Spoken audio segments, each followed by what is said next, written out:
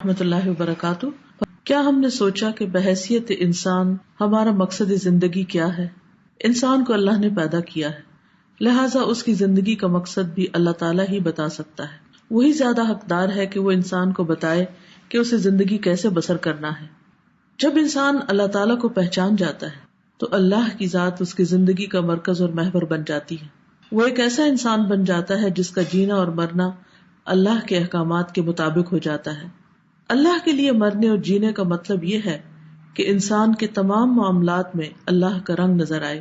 وہ بولتا ہے تو اسے احساس ہوتا ہے کہ اللہ اس کی آواز سن رہا ہے۔ وہ چلتا ہے تو اس کی چال اللہ کی پسند کے مطابق ہوتی ہے۔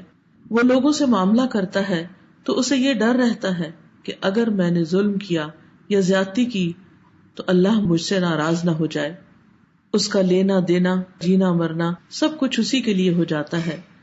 اس بات پر غور کریں تو پتہ چلتا ہے کہ انسان کی زندگی اللہ کی مرضی کے مطابق اسی وقت ہوتی ہے جب اس کی خواہشات، جذبات، دلچسپیاں، تعلقات، محبت اور نفرت اللہ کے تابع ہو جاتی ہے، اور یہی چیز دنیا اور آخرت میں کامیابی کا ذریعہ بنتی ہے۔